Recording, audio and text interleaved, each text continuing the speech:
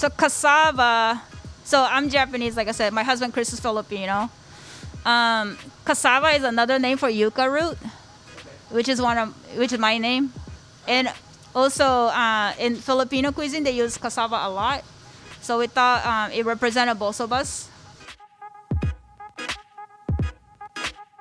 That was Yuka Ioroi, General Manager and Beverage Director at Cassava Restaurant in the Outer Richmond. Welcome to Storied San Francisco. I'm your host, Jeff Hunt. In this podcast, Yuka picks up where she left off in part 1, describing the move she and her husband Kris made from LA to San Francisco. She talks about a few bartending gigs she had before the couple opened Cassava on Balboa Street in 2012. Unfortunately, the restaurant had to close temporarily last week, but please follow them on social media to learn about their reopening, which they're hoping can happen next week. They're also hoping to start taking reservations for their new parklet soon. This podcast is part of our Small Business September series. Here's Yuka. LA is really wide, so you don't see this like a compact. Even downtown LA it's not as striking as like how the financial district just appear from what do you call the Bay Bridge. Oh, right. Oh no, I had come here before once before. I used to rap when I was in LA. Okay. I was in music, and then there was a movie that the main guy from Mortal Kombat, Robin. Okay. Robin did a documentary about Hong Kong, like kung fu stunt double, and I did a song for that. So No he had way. a tour, and he came to San Francisco. So I had a show here. No way, where? Slims, I think. Awesome. Or DNA. Probably. DNA, yeah, I could see that think, too. yeah. Yeah.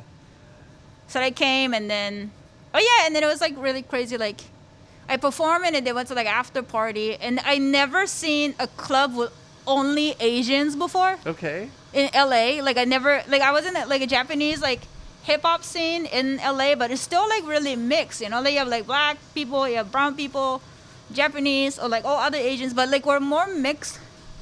And then like one of the clubs we went to perform is like only Asians. That was here. In San Francisco. Okay. I was like, wow, like I never seen that before. So that was like a shock. Yeah. Outside DNA looked hella sketch. That was a shock. Well. Yeah, even downtown LA, we felt more safe. So we Yeah. were like, wow, it's like really strikingly beautiful during the day, but nighttime is like hella sketch, and then wow, it's like racially really segregated. So that was like my impression 2000, something earlier on. And then when we came back here, Came back with your husband. Yeah, no, we just visit. visit. Like before we moved here, we visited, and it was like, oh yeah, it's pretty. I think it was like Christmas time because I remember seeing like a Macy's Christmas tree. Mm-hmm. And I was like, wow, people are like nicer, or like, oh, they look more sophisticated. Like, oh, you like Europe, because the thing is like, oh, I let people so dumb kind of thing. So it's like, not really, but no, I don't think that anymore. It's like last 10 years really changed here. No, I feel like. Oh yeah. Yeah. So what year was it that you guys moved here? Moved here 2008. Okay. Yeah, 2008. He came in February because like the hotel, Intercontinental, and Salsa Market had opened, so he had to be here earlier. Then I came 2 months later. He got a job there. So the opening chef of the Intercontinental Hotel. Got it. She had brought him and then another chef from LA to be her sous chefs. That's cool. And what did you say you did when you moved up? When I came here? Yeah. Oh, I was bartending. Okay. Yeah, I was bartending at a restaurant called Polang Lounge. And they're not there anymore, but my friend in LA knew one of the owners. Okay. So that's how I got a job there. And where did you guys live when you first moved here? Oh, we still live in the same place, in Marina, Lombard, and Baker. You're in the same place you... Yeah, I have rent control. I can't go anywhere. Awesome. Congratulations. That's awesome. Yeah. Because not moving is the best. No. Not No. moving is awesome. We are not going anywhere. Yeah. Wow, that's rad. Did you just find a place on Craigslist, or how did it? Yeah, Kris went around and then we didn't know there's like such a big like Filipino community in Bay Area till we came here. He has a family in like San Jose area, but then like I think him being Filipino and it's like really nice, and then our landlord is like Filipino, so they kind of like hit it off, and then he found a really nice. He went different places, and then like I guess like he went to like Bayview to like we don't know, right? Like we don't know what's going on. It's like he doesn't. So we went. He's like, oh my god, like somebody's like riding on the bicycle with no tires on. It's like oh. But we found a place, and then then we haven't moved. We can't. Yeah, right. Golden handcuffs, they call it. No, it's like our like I think our starting rate 2000 it was like $1,350 for like a super large studio, and now it's like $1,600. But same room is rented for like $25 right now. Yep. So did you open this place? Yeah. So can we hear opening that story? Yeah. Because going from he's a chef and you're a bartender, I don't know if there's anything in between, but like to we're gonna open our own place. That's a big leap, right? Yeah. Well, I mean that was original. I mean, we thought about it. That was kind of planned, but Kris was like, "Oh, I'm not ready to do that." And in 2010, we went to Tokyo for 2 months for him to stage. So like when chefs like go intern or train, call it stage, but right to stage, but staging. So we lived in Tokyo for 2 months, and then Kris trained at a Japanese restaurant. Okay. And then he saw how it was run. He very like. There's a kitchen culture, like the misogyny, and then the racial disparity, and none of these things he saw there. And then he's like, oh, okay. This is like better style, and then I feel like I feel more comfortable running kitchen this way. Right. So that was 2010. And then the opening chef of the hotel, she went on to open her own restaurant, and then took the other chef as her partner now, actually. But he stayed at the hotel. We just kind of saved money. And by then I was at a third restaurant in San Francisco, just still bartending. And then we saved money, and then so Kris's coworker from a hotel found this used to be 2 tenants, and then the one side was like this like a kind of like a bakery ish cafe ish kind of thing, and then so his coworker knew that the guy wanted to get out. And then I had told Kris that if we were to open our own place, it needed to be on a street that only has 1 lane each, and then have parking meters, indicates that it's a shopping strip, and then the front has it has to have a huge glass frontage. Windows. Yeah. And then this clear all of it, so he was really excited. So you had basically described this place exactly as what you wanted, and then you found it. Yeah, like I knew that, like specifying, because we didn't really have to open right away, right? So it's better to wait for something that I know that has a higher chance of succeeding. Right. And then he came, and he's really excited. I was like, okay, fine, I'll go look at it. Yeah, like Christmas. That's awesome. Yeah, I mean, I didn't want to. But it's always like hard to kind of take the leap, right? Of course. Yeah. Can we back up real fast? Where have you bartended in San Francisco? The first restaurant was Pauline Lounge, closed. Second one is called Mercury Lounge, closed. And then the third one was Starbelly, still here in Castro. And then the same thing, like my first trip, like San Francisco restaurant industry back then, I feel like it was really divided to like Asian restaurants have like heavily Asian clientele. Like the first clientele I saw in like the nightclub. And then, I don't know if anybody said this, but like people in San Francisco don't tip as much as in LA. Okay. And people in LA don't tip as in New York, but still like average like 20%. So like bartending at a like Asian restaurant, it was like shocking to me. Yeah. Oh, I can tell you this. Like so the Pauline Lounge used to turn into a nightclub at the end, and then I didn't know like Fernet is such a thing here. We say Fernet Branca. I didn't know there's like a Fernet, and I didn't know that like a Hennessy pineapple back is like a dog Asian drink up here, and then the Hennessy would be like $10. No, it was $9. And then this one guy got 10 shots of a Hennessy and pineapple back. $99, right? Oh no, 11 shots. And he gave me $100 bill, and then he said, "Keep the change, girl." Oh, God. I wanted to kill him. Jeez. I was like, "No, here's your $1 back," you know.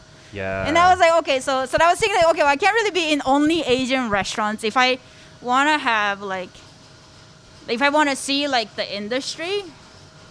And then I got a job at Starville. I was like, oh, okay, well, Main Street restaurant. And then now I'm so glad that like all these like BIPOC people are like really speaking out. So even like after coming to like the white restaurants, you know, and then like looking at like fine dining where like he was in, it's really like.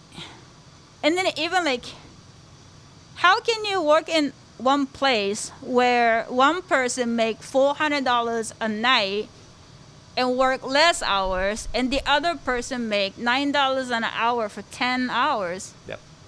It's like not okay, right? Yep. It only like in this country that happens, right? So, so I always felt bad about like not like weird about it. Like I would like, when I was working in Starbelly, like I would always tip out the busser, and then when somebody was asking me how much did you make, and it's like, oh yeah, like I made this much. They're like, oh, I only got $9 an hour. Like that's not right. Right. And then like my boss then is like, oh, you can't tell them how much you make. I was like, why not? Like. Right, you're blowing it for the boss. Yeah, no, you know. Yeah.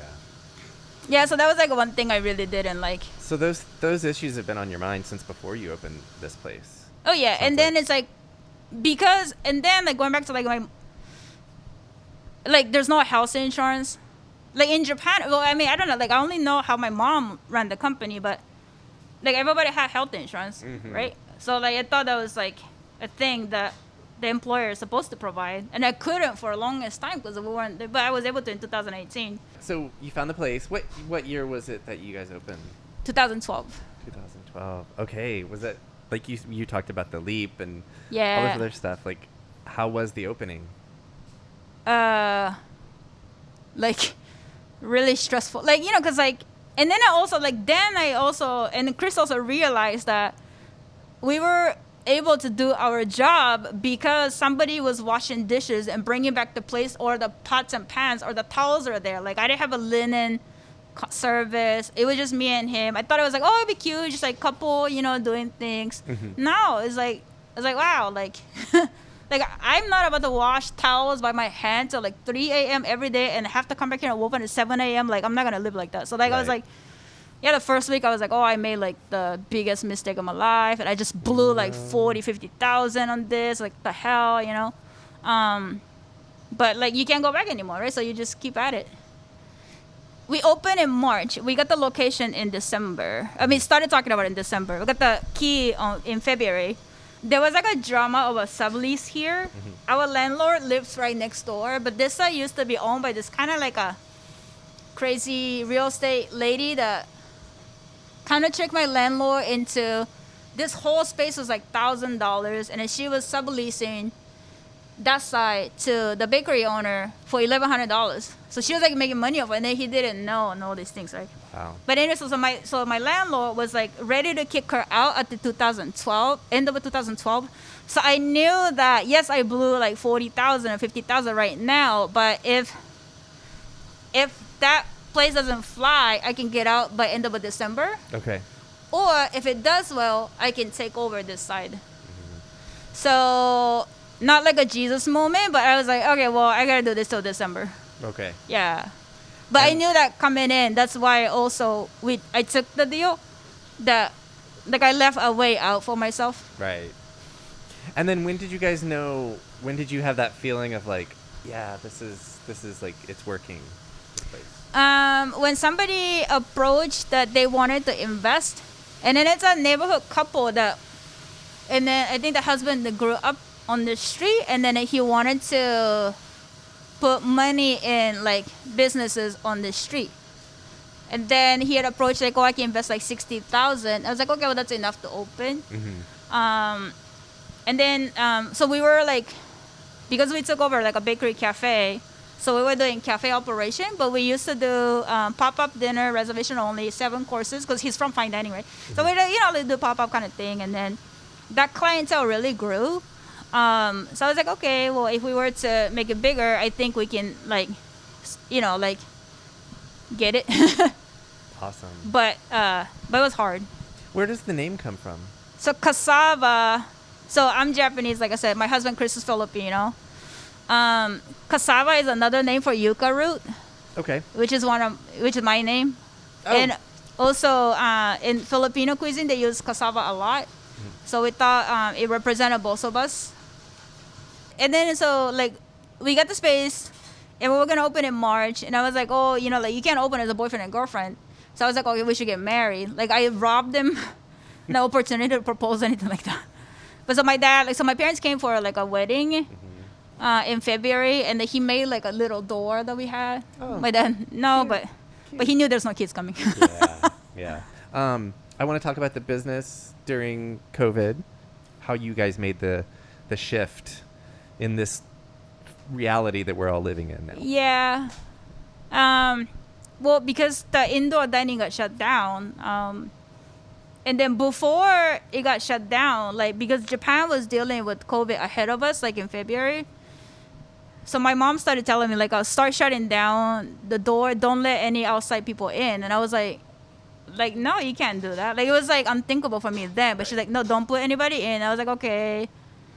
And then I saw what happened in New York and Seattle. So I was like, okay, well, we're going to move on to takeout only. That was like the Monday. And then Tuesday, London had a announcement. And then Wednesday, it went in effect, right? So at first, did you shut down completely at first? No. Oh. We were still open till April 15th or something like that.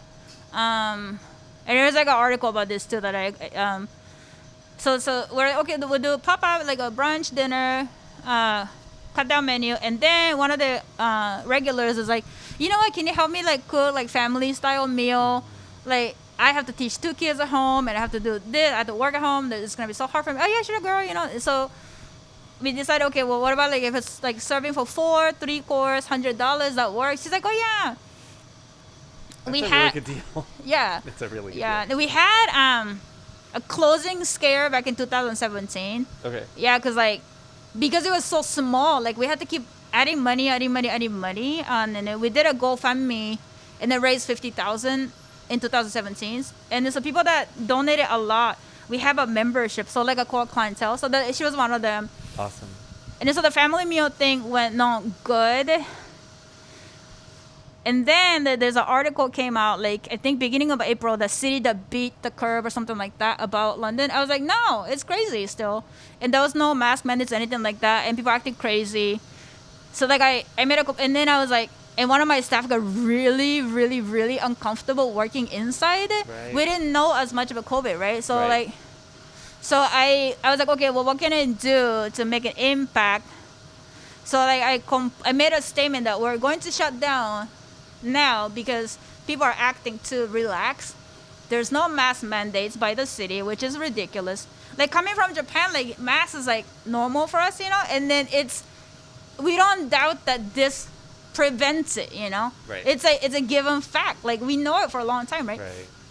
So why are you not doing this? So that was one of the reasons. So we shut down for a month and a half. That was in April? Yeah, okay. mid-April. There was like a big eater and everything about it. And then we closed till end of May, and then that's when it calmed down a little bit, and then the mask mandate's in and this and that. So I was like, okay. And then did you guys do any kind of? Is that when you did like rearranging or cleaning, restructuring, anything like that while it was closed? Oh, that happened like on Sunday night before we decided to go takeout only. Okay. Yeah, cause we used to have tables like arranged, but then my husband just arranged like this. Made an island in the middle. Mm-hmm. That shelf used to be by the refrigerator, but we moved it, and then we made it into like a takeout. Well, that's after we came back, but okay. Yeah, but no, but as soon as like that shutdown happened, they're like, oh no, like they were still saying like, oh, you should save mask for like healthcare and people and stuff. I was like, oh, fuck that, So, and because my mom has sent me like a lot of masks, like back in 2017 when the fire happened. Yep. So we had a lot of masks here. So like all of us, like from the beginning, we were all wearing it. Right. Yeah. And then so we closed mid-April and then opened back beginning of June. Okay. The first after shutdown till mid-April, our takeout business is really good. we didn't really do much less Okay. than, like we were before. doing maybe like 120,000 a month or something like that. And I think like March and April, like we would have averaged like 90,000 or like 100,000. So it's still good, And Yeah. then we had reduced costs because like less staff are here. So I was like, okay, we could do this, and then we had GoFundMe, and then the staff got money to carry over. The PPP came, so they have money before the unemployment came, and it opened back in June. And as soon as the outside dining started, like a second week of June, our business just like tanked. So now with July, we did maybe 15, like we did like barely 30,000. Wow. So it's a huge dip. But I was able to get the EIDL loan before they brought the limit down. So I still have operating cash. But right now, like so far since April, like we burned through like 50 to like 30,000 every month, Wow. And what, so for customers, what all are you're doing? It's all takeout or? Right now, and we are building the parklet Okay. starting this week, I think. Oh, good. And it was, like if I had choice, I don't want to do that, Yeah. Yeah, but I don't. How many tables are you going to have out there, do you know? 5 in the parklet. Like we used to have full sidewalk seating for Okay. brunch and stuff. Right. But I'm not gonna do that because like no one can walk around like safely, right? So we Right. might have 2 tables on sidewalk for ADA, and there's 5 tables over there. Okay. But yeah. And what are your what are your hours and how do people order? Like, do you have a website, et cetera? Yeah, right now takeout is they can call or text, and then also we have online ordering system, brunch and dinner, meal kits. So like family meal that we started from $4 to $100, we expanded and there's more options now. There's little pantry offerings and stuff. Are you 7 days a week? And what hours? No, we used to be 6 days a week, Okay. except Tuesdays, but now just Wednesday through Sunday. Okay. But I think we're gonna open Mondays again in September. Okay. I'm really stressed out about outside dining. Okay. Yeah. Can you put someone else in charge of it and just No. look like, away? No, like when they got hired, like risking their life is not part of the job description. Right. So like I'm gonna do most of like going to the tables. We got an app that people can order, so we don't take orders. Yeah, protecting stuff is like the normally most important thing. Yeah. A lot of restaurant people don't act like that. Oh, she know. It's like, so no, that's like we're not gonna make them do like that's not part of job description. You know? Right. Yeah. So no. Yeah. But yeah, I don't want to. But yeah, like half of the clientele, we took a survey and then they are cautiously ready for outside dining, and then they know our stance on like safety. So that a lot of them like nicely they said like, oh, like if you're gonna do it, like I trust you, Right. So I can't betray the trust, so I have to do it correctly.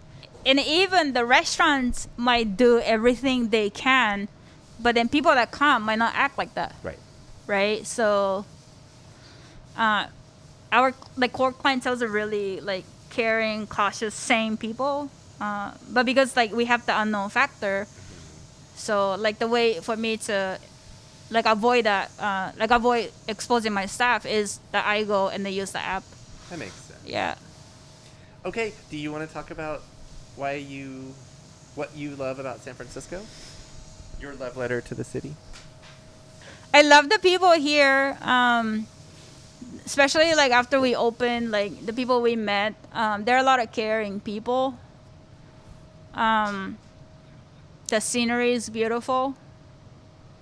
I love the street here. It's great. But there are a lot of wrongs here. Of course. Yeah. Yeah. That's a hard one for me to say. I don't know. I feel like it's like the supposedly most technologically advanced city it can be, right? Because I mean, it's like the Twitters here and the Facebook and all these things, but like the way they run is so crazy, And then there are people that are very caring, but it's like why like they're all Democrats, but like why progressives and moderates, and then you want to fight like team, It's like no, like just get shit done. it's really the relationship that keep us here. That I feel because we've been here for a while and I have employees, and then the community depends on the restaurant to be here. So I feel it's more of an obligation that, and it's a government money, right, for like to keep people employed, right? So that's part of my like obligation. This neighborhood. Yes. Let's talk about this neighborhood. Yes. This neighborhood, as soon as we came here, we noticed that the people drive a little slower and they actually let other people pass. And living in a marina and working in a cash mission, all these things, I was like, oh my God, it's like 3 miles away and people are nicer here. There weren't that many eating options here when we came here, but people like go out their way to give so many tries because they're so supportive. It's really, really astonishing, especially like, because like I've always been cynical about like how people in San Francisco are, and then like they say, oh, I don't care anybody say, but they care so much. They're coming from LA, like, like I feel like that, right? But here, like people genuinely care and supportive. So like Cassava would never made it if it wasn't on the street.